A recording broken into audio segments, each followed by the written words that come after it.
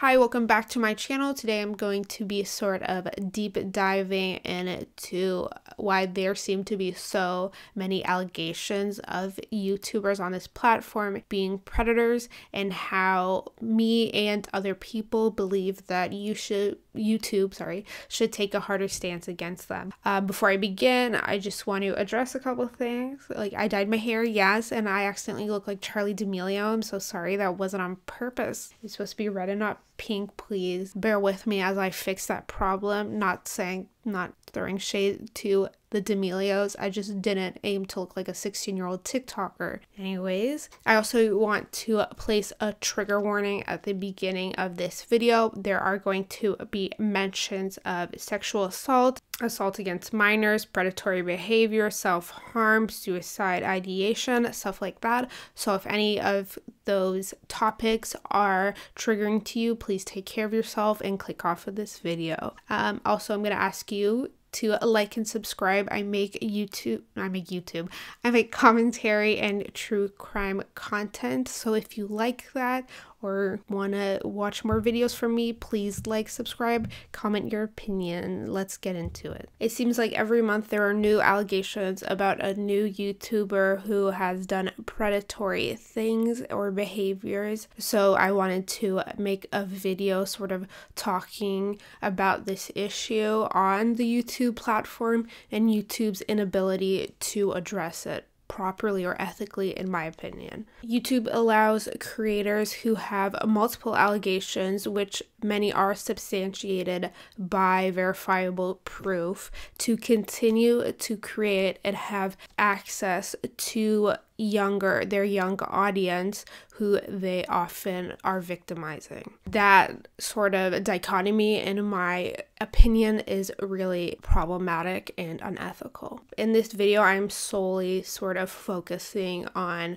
former or current creators who have allegations of predatory or grooming behaviors on minors. There are a host of other problems with influencers on YouTube in regards to allegations of domestic violence, sexual assault, blah, blah, blah. But that's for a different time. I'm definitely not going to be covering all the creators on YouTube who have predatory allegations surrounding them, as there are a lot, but I'm going to be focusing on the ones that I was sort of aware of as they were happening. That being said, there are nuances of creators, since I wasn't an active viewer of about half of these creators. Like, I don't fully understand the nuances or their relationships. So if I get any information wrong, please feel free to correct me in the comments below. So I'm going to start with the infamous Sam Pepper. So I've been watching YouTube since probably around 2013, 2014, when I was like 13 or 14 years old, and my main consumption at the time consisted of the sort of English invasion / vloggers, for example, like Zoella, Dan is Not on Fire, etc., etc. And Sam Pepper was unfortunately linked to this group of creators, and I did occasionally watch his content. Sam Pepper's allegations of predatory behavior towards women and girls was sort of the first allegation of that kind that I personally became aware of in the YouTube community or sphere. So that's why I'm going to begin this deep dive with him. Sam Pepper is currently a 31-year-old man who is still trying to maintain sort of any social relevancy that he can, even though most people on the internet still dislike him because of his past behaviors and scandals. I would refer to them more as like criminal allegations than scandals, because scandals seems a little too petty in this situation. He began his YouTube career all the way back in 2010 after he was a participant on season 11 of Big Brother UK. His channel mostly consisted of like pranks or interviewing strangers on the street, sort of trying to emulate Billy on the Street, even though he could never. The sort of peak in his career occurred in about 2013, and then came the allegations, which sort of justifiably derailed everything for him. The controversy sort of all began for him in 2014 when he posted a prank to his YouTube channel called Fake Hand Ass Pinch Prank, where he would pinch a female stranger's butt and then try to like play it off as if it wasn't him because his hands were in his pocket or whatever.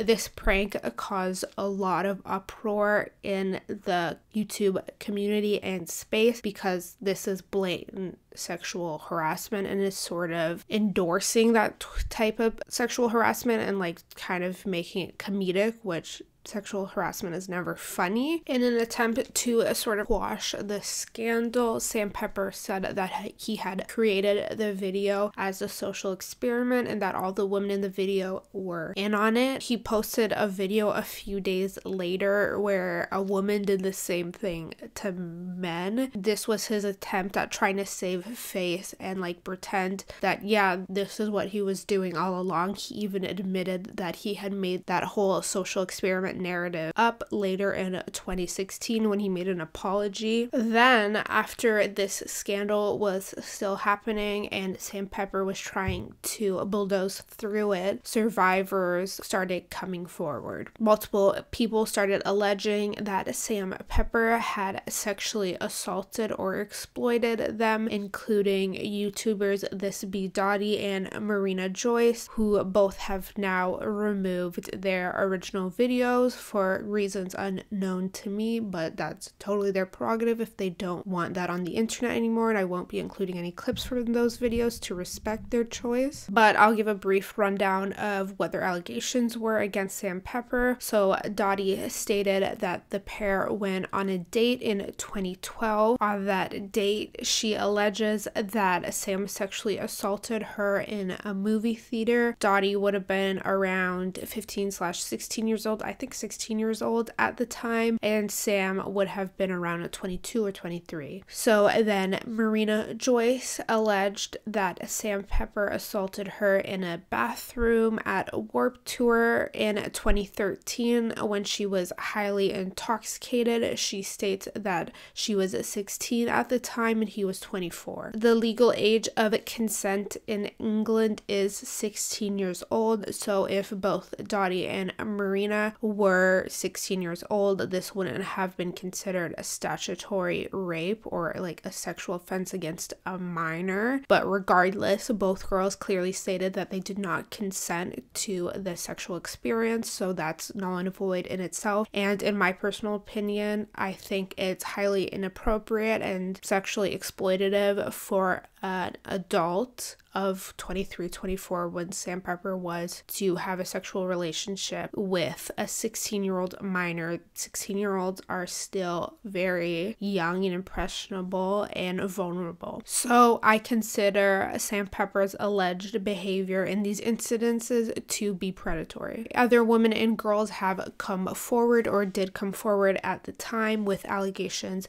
levied against Sam Pepper, including a girl that said that in 2011, Sam Pepper tried to get her to send him explicit photographs. At the time, she was 15 and he was 22. And then there was another girl who alleged that Sam Pepper forced her to perform oral sex on him in 2013 in a hotel room. She was 18 at the time and he was 23 or 24, so not necessarily predatory, but still. After all these allegations, Sam Pepper tried to erase himself from the internet for a few years to avoid all the backlash and turmoil. Then he tried to make a comeback in 2016 when he published a YouTube video titled "I'm Sorry" to his channel. In it, he barely acknowledges or talks about the allegations against him, only briefly saying that it is all lies and bullshit. He proceeds to try to garner sympathy from the viewers by stating how hard his life was because of these incidences, as if they weren't his own creation, and that all he wanted to do was create positive content. Then after this video, he doesn't address the allegations again, and and he tries to make a comeback as a vlogger, which in 2016 vlogging was sort of the big trend on YouTube, but he failed at making a comeback as obviously he didn't sufficiently address the allegations against him, and predators shouldn't be able to come back on YouTube. So he wiped most of this content from his YouTube channel. Then he tried streaming on Twitch for a while, but it appears he doesn't actively do that anymore. I believe he was banned or suspended at one point, but that was for having a creator that was banned from the platform featured on one of his streams. Currently, Sam Pepper seems to be the most active on his TikTok, where he collaborates with other major influencers, such as Summer Rae and Hannah Ridgway, and he makes sponsored content like multiple times a week with Bang Energy, who in itself is an extremely sketch company. Other than that, it's pretty unclear to me what he does these days. I think he might work as like a photographer, cinematographer for Summer Rae, but that's not clear for me either. I couldn't find any information about that, but he still tries to leech and remain socially relevant. I did try to follow Sam Pepper on Instagram, but it's like he's one of those accounts that like make his content private or his account private, so you have to follow him, and he like in his bio he labels it as a members only account, so like try to make it exclusive, but he did not accept my follow request, so I don't know what he's doing on Instagram. Next up, I'm going to be talking about Austin Jones, who was actually the only one in this video who is currently convicted of his offenses against minors, so I don't have to say that they're alleged, which is dope. So The Right Opinion has a very informative video on the entire Austin Jones situation, so I'll link that below if you want to watch it. I didn't watch it in its entirety because I try to have my own opinions and my own views and not be influenced by other influencers, but I'm sure it's great, so I'll link that below if you want more detail on the whole Austin Jones situation. So Austin Jones is currently 27 years old, and he was active on YouTube between the years of 2007 and 2017 before his channel was terminated because of his conviction. His content mostly oriented or consisted of his music because he was a singer-songwriter. In that time period, he managed to garner over 500,000 subscribers. Then in 2015, it was publicly released that Austin was suspected of soliciting explicit content from minors and possessing child pornography. So apparently Austin would reach out to underage fans on his various social media accounts, typically through Twitter or his Facebook, which I think he was more active on those accounts. He would then, through like direct messages, try to groom his underage fans and guilt them into sending him explicit content, and that included photos and videos of themselves. The least egregious of these videos that he tried to solicit from these minors were twerking videos. Hey cutie, so this is like the first basic twerk move. So this is what you do. You stand with your legs apart, you bend your legs, and then you arch your back, and you unarch it. You do it faster, so it's like this.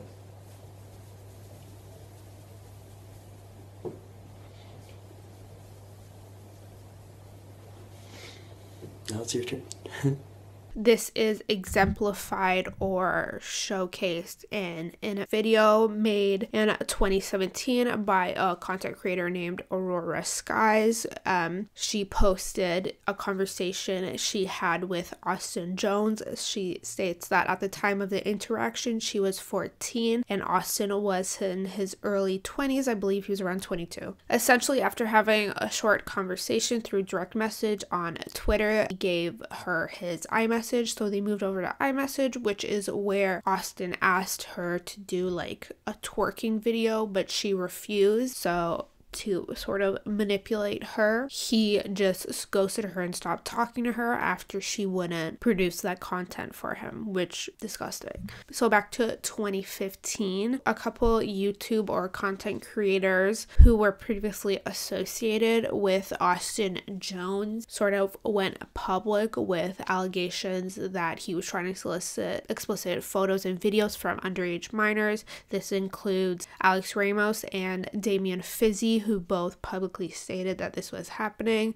So that's when Austin Jones started receiving online scrutiny for his behaviors. He made an apology video in 2015 titled Setting the Record Straight, which was a 17-minute video where he conceded that he did try to solicit twerking videos from underage fans. However, he denies that he ever received nudes from his victims or has ever had or denies ever having a physical contact with a minor. He then tries to garner sympathy from his viewers and subscribers by detailing all the death threats that he received after the allegations came out against him. I've found that many YouTubers do this when they are confronted with a serious allegation like racist behaviors or predatory or sexual assault, stuff like that. They sort of deflect and talk about how because of the allegations they are receiving all these death threats and they're mentally struggling, so they're sort of displacing the blame off of them and trying to emotionally manipulate the audience into feeling sorry, therefore exonerating them of their actions. He further continues this annoying narrative by saying the comments / death threats he was receiving got to him so much that he started researching suicide methods and actively planning to complete suicide, therefore further shifting the blame off of him onto people that were trying to hold him accountable for his bad behavior. On that drive, the only thing I did was look at my phone and look at all the hate and death threats. I got lost in it. I would read every little comment, every little person telling me to kill myself, every person telling me that life wasn't worth living for me anymore. And I'm a pretty insecure person to where negative comments like that really impact me. It's not something I can just brush off. And that entire ride home, I read those comments and I began researching different suicide methods. He then even further tries to make the audience feel bad for him by detailing his tragic upbringing. So he talks about his sister's death at a young age and his strained relationship with his father, who struggled with drug and alcohol addictions. So without context, these experiences are definitely tragic, and it's valid for him to have complex emotions and trauma as a result of these experiences, but it's not an excuse for Austin's behavior as an adult, which he's trying to shield himself from criticism with this narrative. It's obvious to me that Austin's aware that his primary audience consists of like tween girls between the ages of like 10 to 15, so this sort of manipulation tactic would be more successful on them because they are so young and vulnerable and not able to think as critically as older audiences would. So he's basically forcing them to forgive him by guilting them. After this video, Austin continued to make YouTube content and continue his predatory behavior to fans behind the scenes. This sort of predatory behavior that he was actively participating in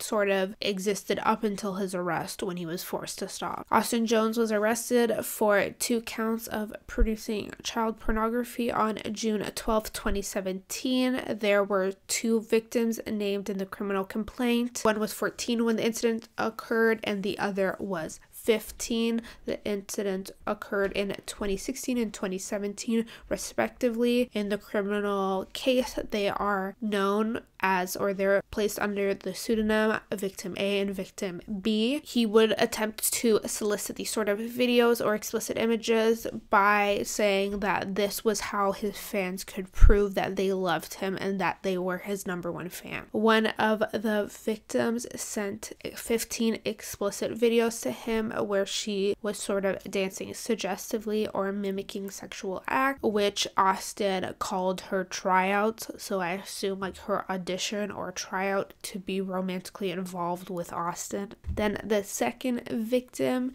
in the criminal case sent him 25 videos, including 8 that were explicit, so including her exposing herself. Austin conceded that he had received explicit content from at least 4 underage fans, and he tried to solicit explicit content from at least 30 more underage fans, but had been unsuccessful. He pleaded guilty to 1 count of receipt of child pornography on February 1st, 2019, and was sentenced to 10 years in federal prison. He is set to be released on December 31st, 2027. So the problem here is that I believe YouTube and other social media platforms that Austin Jones was actively on enabled his bad and predatory behavior. So Austin Jones had been known for these, or had been publicly known that Austin Jones was engaging in predatory behavior since 2015 by using his YouTube audience and communicating with them through other social media platforms like Twitter and Facebook to sexually exploit these viewers, but none of the platforms really removed him after these allegations were public. Like, he was able to post videos onto his YouTube up until a week before he was arrested. His last video was published a week before his arrest, and his account was only terminated by YouTube after he pleaded guilty. So he had sort of continued access to these fans through these platforms during that whole time, and the platforms did nothing about it. Then we move on to the infamous and worst of all time, Onision. When everything really started going down with Onision publicly and criminally, like around a year ago, the main content creators that I watched who detailed the entire debacle were Pastel Bell and Creepshow Art, so I'm going to publicly shout them out and then link some of their videos on the topic because a lot of my knowledge about it is thanks to them. I know that Rep Zion also did a lot, or also covered a lot of it. I don't know him as a content creator, like I'm not familiar with his content, but I'll link it below as well because I think he is a major player in this coverage. So Onision, his birth name is Gregory James Daniel, began his YouTube channel all the way back in 2006. He is currently 35 years old, though he started creating content in his early 20s. Onision has literally always been a controversial YouTuber and person on this platform because of his opinions and his content.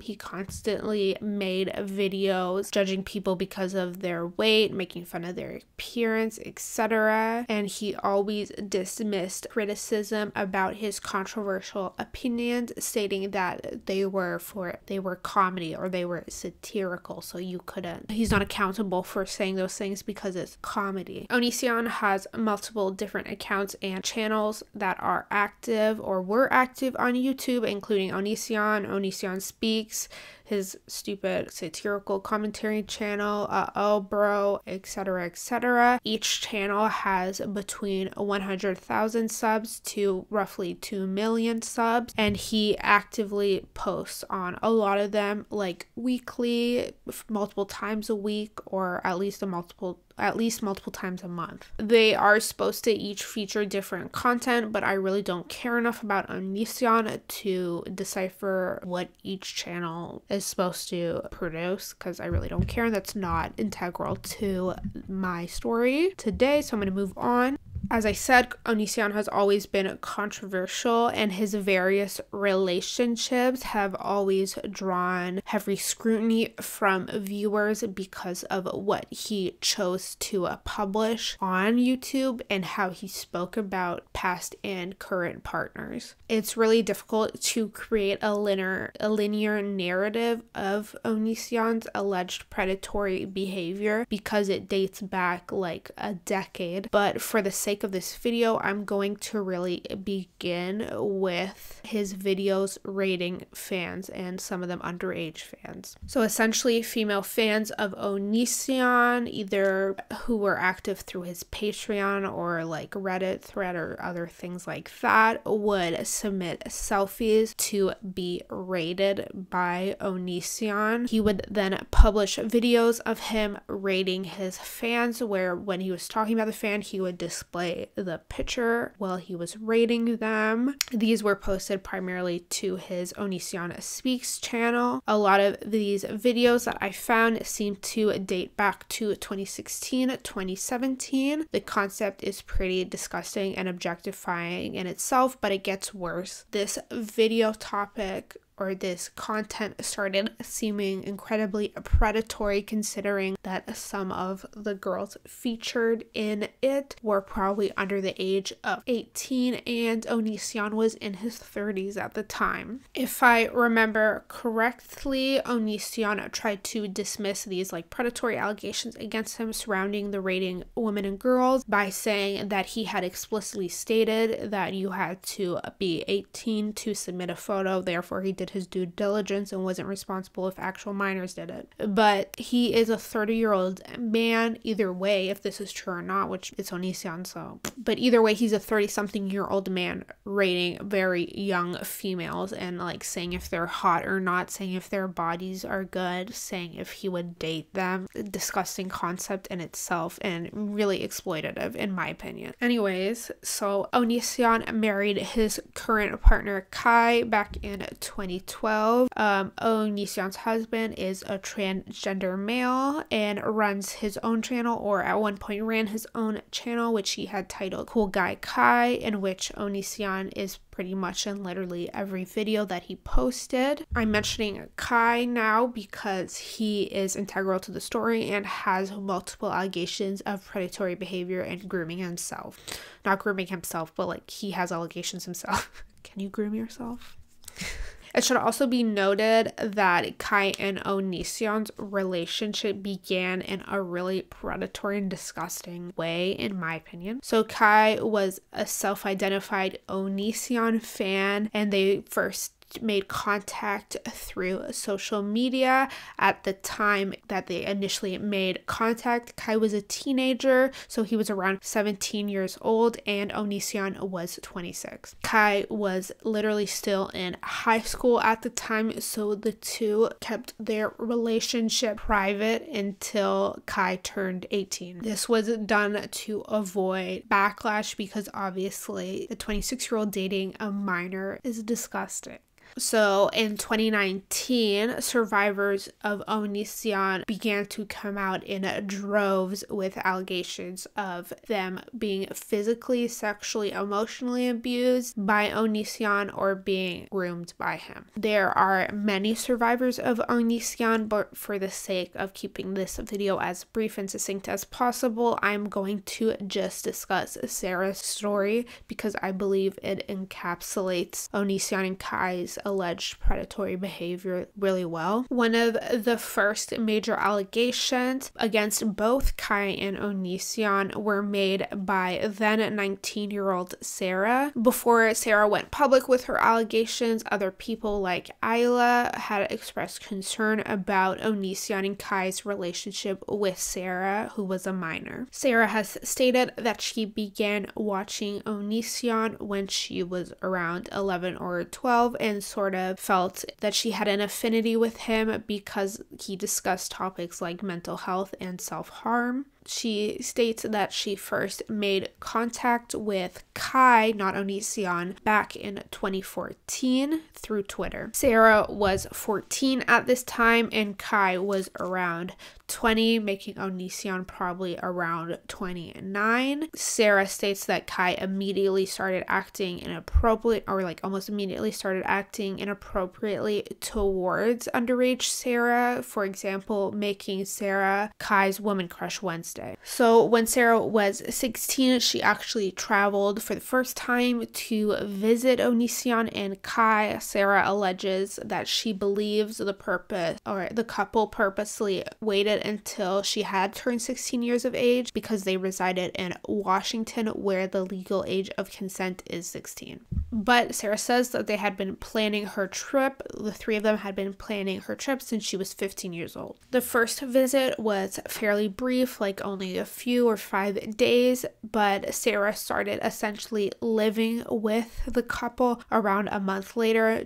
during her second visit. She stated that her mother signed over power of attorney of Sarah herself to Kai, which essentially made Kai Sarah's legal guardian. Kai and Sarah had discussed potentially having a romantic relationship when Sarah was as young as 15, but they didn't follow through with a physical relationship at the time. Sarah alleges that Onision, while she was living there, made inappropriate comments towards her, such as commenting on her body. Over the next couple of years, between which Sarah was 16 to 18 years old, Sarah would repeatedly leave and come back to Onision and Kai's household. This was done because there was a lot of public scrutiny about Kai and Onision's relationship with Sarah and how it was inappropriate, even though they tried to frame it publicly as if they were fostering Sarah. But to sort of avoid the scrutiny and for things to die down, they would send Sarah back, and then when things would die down, Sarah would come back to live with them for a while, and this cycle repeated itself. Sarah states that when she was 17 years old in April 2018,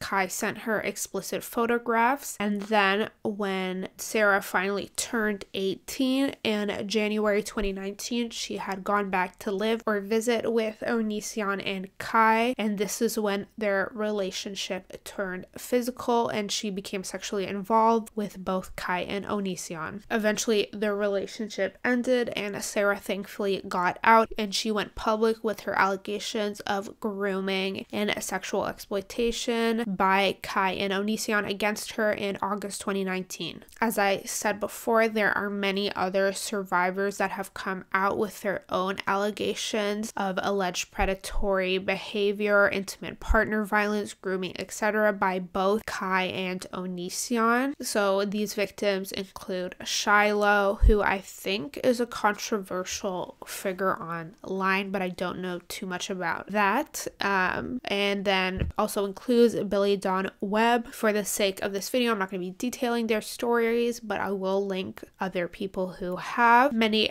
people are trying to get Kai and Onision criminally charged for their alleged predatory behavior, and I believe the investigation against both of them is still actively happening, but as of yet, neither of them have been charged with anything in relation to their alleged predatory or intimate partner violence, etc., etc. Onision still continues to make content on YouTube on multiple different channels, and when I went to watch some of the videos on these channels for research purposes, there were ads on the videos, so YouTube is still monetizing his channel. So now I'm moving on from Onision to the more recent wave of predator allegations. Cryaotic is one of the most recent YouTubers that have been exposed for alleged predatory behavior. Cryaotic, whose real name is Ryan Terry, began his YouTube channel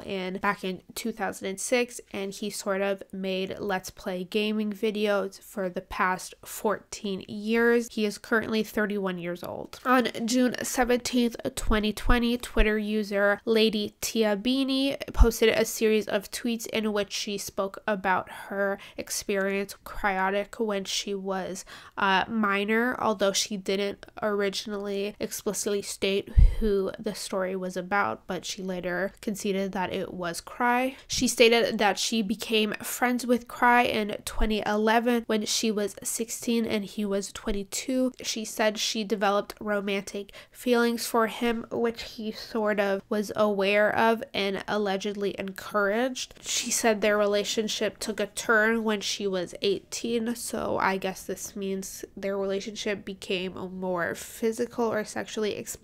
She also stated that Cry had another romantic encounter or experience with another underage individual around this time when she was speaking to him. She later then alleged, like a week or a few days later, that things with Cry had actually started getting sexual over message when she was in her junior year of high school. 3 days later, Cry posted a video titled Cry Talks, We Stopped Being Genuine a Long Time Ago, in which he briefly sort of addresses the allegations. It's literally just a voiceover over a black screen. In this video, Cry states that even though he is physically an adult, he was mentally still a child. He then admits that he cheated on his girlfriend with, quote, people he didn't even realize were underage in the first place. He doesn't go into detail about the allegations in the video or what he's done. He states in the description that he has never had physical contact with a minor, although he has interacted sexually with them online. And genuine because I was never open with people about things because I was always hiding things. I was never able to be genuine with people anymore after the fact that I cheated on my girlfriend with people who I didn't realize were even underage in the first place. So yes, I'm sorry. His narrative is unsurprisingly very similar to Austin Jones' narrative, in that he tries to sort of say he is a product of his upbringing, therefore positioning himself as the victim. I do believe that all the alleged predators that I've mentioned in this video do know that their audience is younger and more vulnerable, and therefore they are in a more powerful position as an adult creator talking to minors. And they use that to their advantage to emotionally and mentally manipulate their audience when making these like apologies or statements. They try to garner sympathy from their viewers by like creating this woe is me narrative, like, oh my god, I'm so sorry, I'm the victim, I sort of couldn't control my behavior sort of thing. Therefore, you see them as the sort of redeemable anti-hero instead of the aggressive predator. Therefore, if they're this anti-hero that has redeemable qualities, the audience and the viewers can save them. The audience and the viewers can fix them. Cry obviously tries to deflect, saying that he's not trying to get sympathy from his audience, but guess what, Cry? You can say something and still not have it be true. If you don't want sympathy or don't want compassion or understanding from your audience, then why would you speak even briefly about your own hardships in an apology or in an accountability video for predatory allegations? It's not the time or place. At the very least, Cry did not detail his horrible upbringing like Austin Jones did. So there's that. So then Cry's ex-girlfriend Cheyenne went on Twitter to speak publicly about her own inappropriate experience with Cry. She shows a screenshot with Cry where he says, I love you to her. She states that she was 16, turning 17 in 3 months at the time, and Cry was 23. She states that he cheated on her constantly throughout their relationship together, including with a 16-year-old who he had Skype sex with on his birthday. A few other alleged survivors of Cry came forward to share their stories of being groomed or sexually exploited by him when underage. One alleges that she was groomed by Cry when she was underage, but their relationship became sexual and intimate when she turned 18. Another claims that his relationship with Cry while he was underage was sexual. I believe that these individuals all say that there indeed was no actual physical contact with them with Cry when they were underage. It was just like online explicit conversations, videos, stuff like that, but I could be mistaken or could have missed something. There are some drama and speculation around other creators slash influencers that had been previously associated with Cry, and like people trying to figure out how much they knew about Cry's behavior and if they participated in it. But I don't know the nuances of these relationships, so I'm not going to go into it, but just putting it out there that there is that added aspect to it. Anyways, on June 21st, 2020, Cry posted a message to both his Twitter and as a pinned comment on his last YouTube video, in which he says that his apology video is made in a manic state and that he will collect himself and then return with an actual video where he details what has happened. But to this day, he still hasn't done that. And then in November 2020, Cry changed his Twitter picture to say it's just a black background and it says "more to come" in white writing. So I'm guessing he's gonna try to make a comeback sometime soon, maybe in the new year. Great. I have spoken before about the sort of parasocial relationships that YouTubers have with their audience, and I think it's extremely relevant in this case and in this video for me to talk about. So essentially, if you don't know, parasocial relationships are one-sided relationships created and fostered by, in this case, many bigger influencers with their audience. The influencer sort of shares intimate details about their life, or thanks or credits their life, their happiness, their joy to their audience in order to make the audience feel like they actually have an intimate relationship with that creator. The viewer then feels like the influencer is their close friend or is a potential romantic partner or interest for them, even though the influencer basically has no knowledge that they exist as an individual. So I believe that these parasocial relationships that exist between influencers and their audience play a huge role in the influencers' access to underage minors and their influence on them. Since influencers share such personal experiences with their audience and sort of credit their happiness and joy to their viewers, they are fostering this one-sided relationship. So viewers and fans feel like the influence is their equal, their friend. In reality, an equal relationship cannot exist between an influencer and a fan, especially if there is a significant age difference. I should not say couldn't exist, I should say is almost impossible to exist. The relationship is unequal because the influencer has so much power over the viewer. Because of the nature of the relationship, it's basically a fan and celebrity relationship, so that's not an equal relationship. When you're talking to someone you look up to or someone you believe is a celebrity, you're always gonna feel like they're the one holding the power because they are. Therefore, it makes you easier to manipulate, or it's easier for them to coerce you into doing things because of that power imbalance. This is exacerbated when it is an adult influencer and a minor viewer that is interacting. Therefore, it is in no situation really inappropriate for an adult influencer to engage in an intimate relationship with a fan, and a responsible influencer would never even think of broaching that line, or if they are communicating with a minor fan,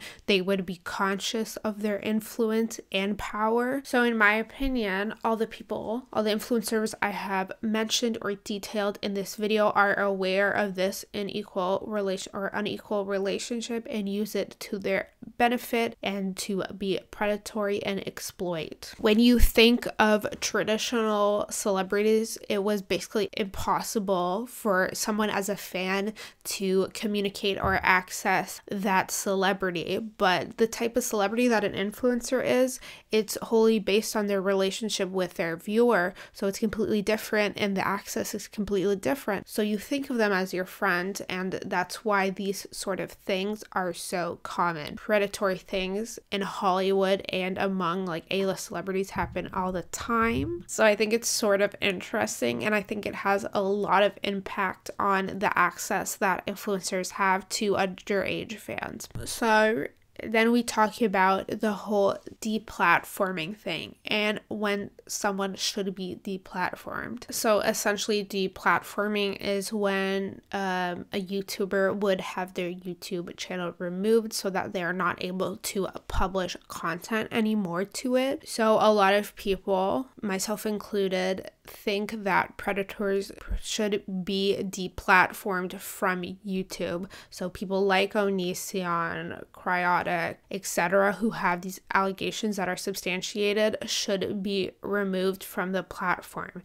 And in my opinion, I think YouTube as a platform has an ethical responsibility to limit these creators who are displaying this predatory behavior or this pattern of behavior, to limit their access to viewers. I think it's almost like enabling the behavior if they allow them to continue to exist on the platform, and even worse, allow their content to continue to be monetized on the platform. It's sort of enabling and reinforcing that this behavior is okay on this platform. So that may be why there are so many predators on this platform, because YouTube has never had a hard stance against them. These people have never had major consequences by the platform, etc., etc. So they continue to exist and they continue to have access to their viewership through YouTube. Anyways, I hope that was coherent and it wasn't just me bullshitting out my mouth. I really hope it was understandable. Anyways, that's it for this video. I thank you for watching. Please like and subscribe if you want to. Happy holidays, and I'll see you next time.